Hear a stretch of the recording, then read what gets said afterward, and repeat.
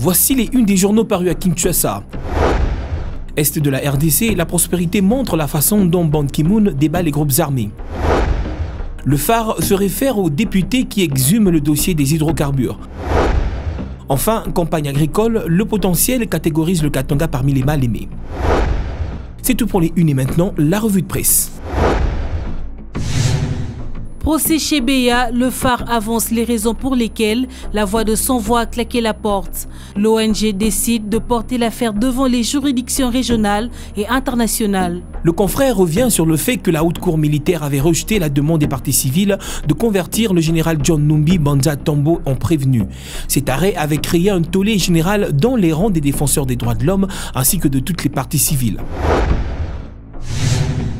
Le potentiel consacre pour sa part sa manchette à ce rappel à l'ordre du BCECO par la présidence sur les marchés publics. Le directeur de cabinet du chef de l'État interdit au Bureau central de coordination d'interférer dans les procédures de recrutement des consultants pour audit des services de l'État et de passation des marchés. Cette mise en garde est perçue par le quotidien comme la preuve du malaise qui a élu domicile au sommet de l'État et qui se traduit par des frustrations au sein des institutions.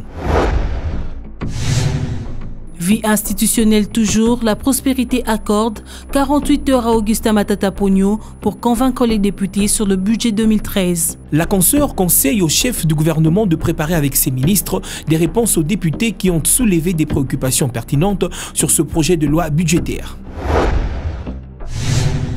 Ce budget qui a circonscrit tous les secteurs au nombre desquels le sport, au point où la référence magazine place le retour de Claude Leroy au centre de l'espoir pour un avenir radieux. Les fauves de la RDC ont passé une époque très sombre après avoir manqué 2 rendez-vous de la fête du football en Afrique. Le mensuel situe ainsi l'arrivée de Leroy avec un coup de chance et le travail abattu depuis son retour pousse à croire que les Congolais peuvent espérer participer l'année 2013 en Afrique du Sud à la Coupe d'Afrique des Nations de football.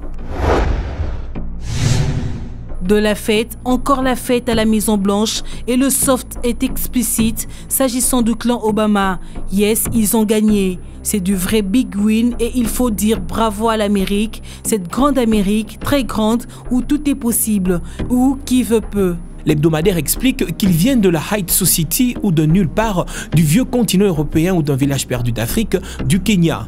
Yes weekend, yes he called. C'est la fin de cette revue de presse. Mesdames et messieurs, merci de l'avoir suivi.